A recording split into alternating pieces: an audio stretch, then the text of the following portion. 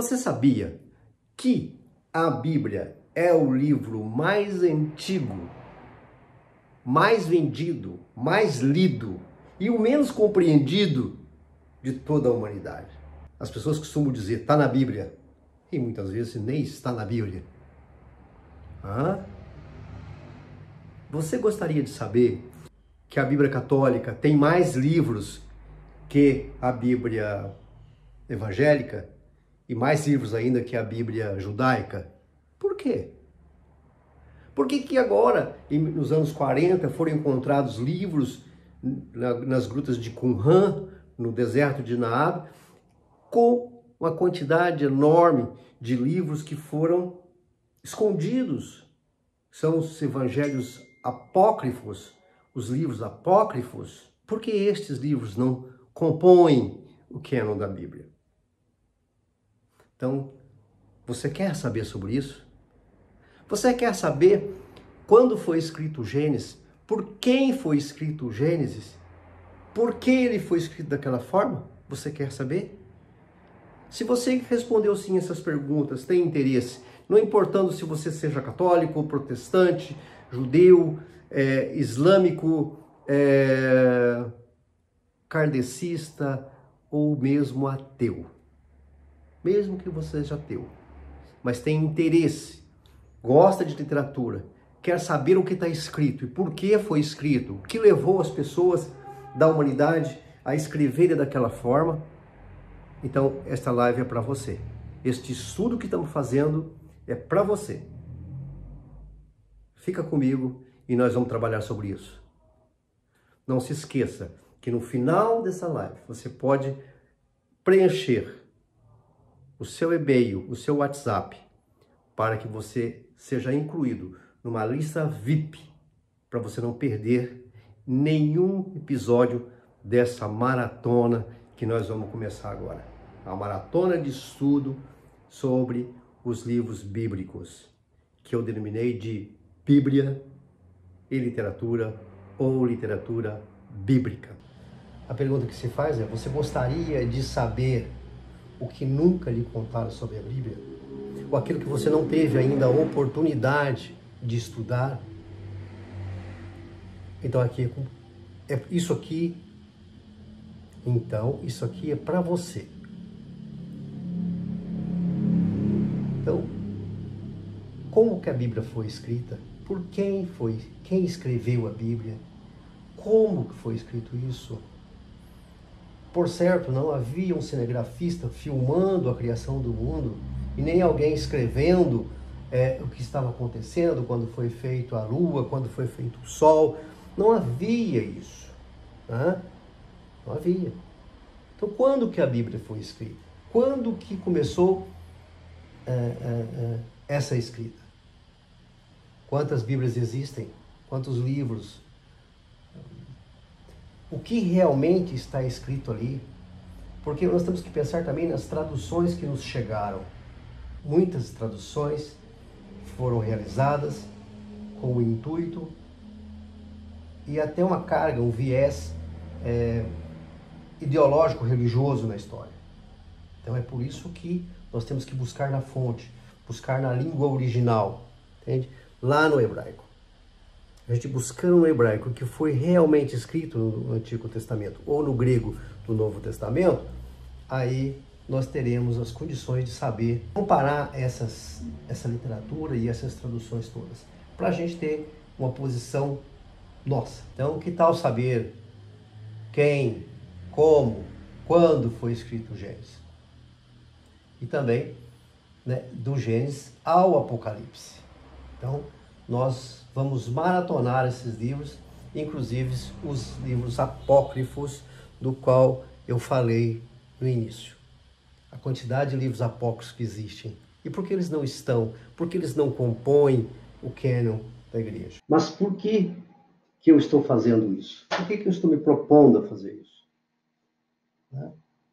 Me permita contar uma história pessoal. Eu sempre gostei de estudar a Bíblia. Sempre estudei a Bíblia, desde pequeno. E desde pequeno eu sou aficionado pelo livro da Bíblia, por seus escritos. E logo quando os meus 13, 14 anos, eu fui para o seminário, onde eu estudei filosofia e teologia, tudo pelo prazer de conhecer esse lado místico. Logo depois que eu saí do seminário, eu estudei 2 anos de psicologia e, posteriormente, eu fiz a faculdade de Direito, onde eu exerci a minha profissão como advogado. Trabalhei durante 35 anos na Caixa Econômica Federal e me aposentei há um ano atrás. Faz exatamente um ano que eu me aposentei. Como eu me aposentei coordenador jurídico da Caixa e também como instrutor estratégico junto à Universidade de Caixa, onde eu dava cursos de gestão de pessoas, gestão de processos, gestão e também cursos jurídicos. Após a aposentadoria, eu resolvi trabalhar com cursos, com treinamentos, com instrutoria. Tenho 60 anos, então não vou ficar parado, porque eu quero viver mais com saúde, mais 60 anos. Então, eu estou me mexendo, né?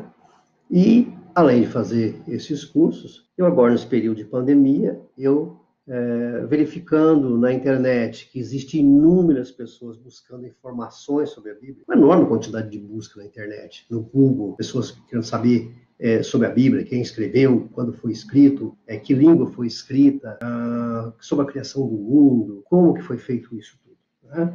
Algumas pessoas que são criacionistas têm a ideia de que o que está escrito na Bíblia foi exatamente o que aconteceu, né? Quem escreveu, será que ele era um câmera, né, escrevendo, notando tudo o que estava acontecendo? Como é que aconteceu isso? Então, isso é algo que a gente pode responder aqui nessa nossa maratona. E aí surgiu a ideia, então, de como as pessoas buscam esse conhecimento, a gente partilhar esse conhecimento. Na próxima live, eu quero dar um panorama geral da Bíblia. Tá? Mas hoje, né, para terminar essa live, essa proposta, que as pessoas vão começar a se inscrever, eu gostaria de dar uma palhinha do que poderá ser o nosso curso. Eu começo com o Gênesis. Então vamos ver aqui. O Gênesis, primeiro livro da Bíblia. Então o Gênesis é o primeiro livro da Bíblia e foi escrito em hebraico. Quero dizer a você que eu estudo hebraico já há muitos anos. E eu tenho estudado, inclusive, agora, né, nesse período de pandemia, eu também tenho estudado hebraico na Universidade Hebraica de Jerusalém. Eu faço via internet, né, online. No primeiro versículo da Bíblia, que é o Gênesis, então nós temos este primeiro versículo. E aqui eu quero só falar das 3 primeiras palavras hoje, né? Que é esse sinal, essa letra que está aqui, eu vejo meu mouse, essa letra que está aqui se chama Aleph. Aleph é a primeira letra do alfabeto, que é uma consoante. Ela não é A, não é E, não é nada, é Aleph. Ela é igual ao meu H do meu nome. Meu nome é Henrique, meu nome começa com a letra H. Mas se eu não tivesse o H no meu nome, também não fazia a menor diferença. Por quê? Porque poderia, igual os espanhóis, escrevem Henrique sem o H, começando com o E. Então, o Aleph é uma letra muda, sem som, mas ela é muito utilizada, é uma consoante. No hebraico não existe vogais. Para a gente saber se a gente vai falar A, E ou U, sem esses sinais que estão abaixo das letras, chamado nikuds. Então, por isso que a gente sabe a pronúncia quando vai colocar uma vogal curta, uma vogal longa, né? A partir desses sinais que são chamados de sinais massoré. Aqui nós temos a curiosidade dessa primeira palavra, está escrito assim, Bereshit. O Aleph é o número 1, porque lá também não tem números, então o Aleph é 1, Beit é 2, assim por diante. Então aqui é a letra B. Na verdade, a primeira palavra começa com B e não com Aleph, porque o Aleph eu não vou falar 1, mas depois falar Bereshit.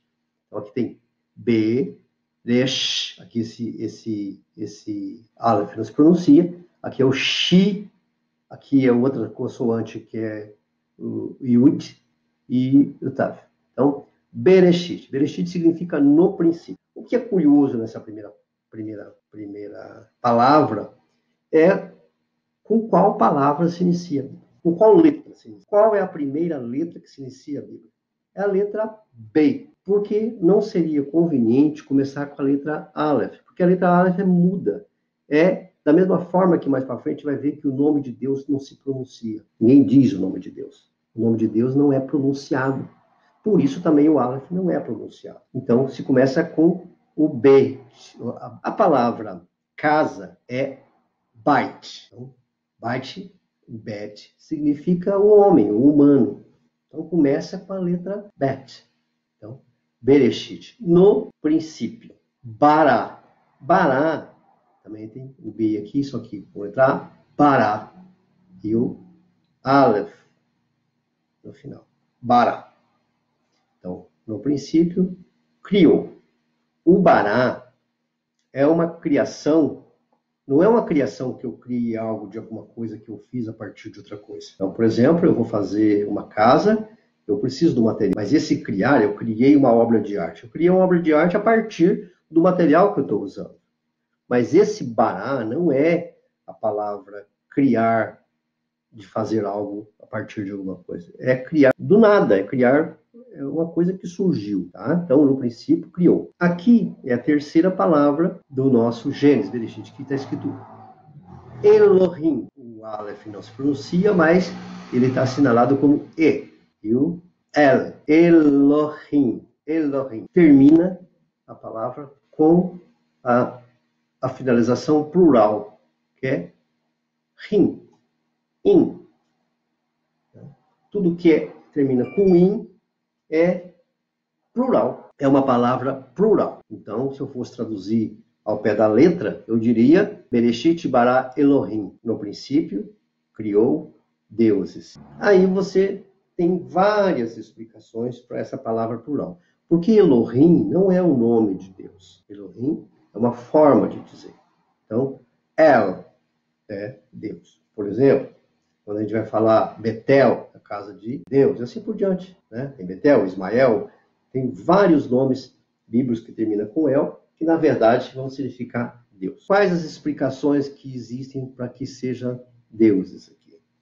Existem várias explicações. A explicação inicial judaica é que Deus não é singular. Deus é tão majestoso que ele é plural. Se ele é plural, ele é muito grande. Ele abarca, porque aqui no final vai dizer Deus criou céus e terra. Tá? Então, você vai ver também do in aqui também, quando vai falar Ha-Shamaim, que é céus. Shamaim. Shamaim significa céus. Então, você vai ver que aqui é plural também no final da palavra Ha-Shamaim. Né? Elohim, Ha-Shamaim. Ed, Ha-Shamaim.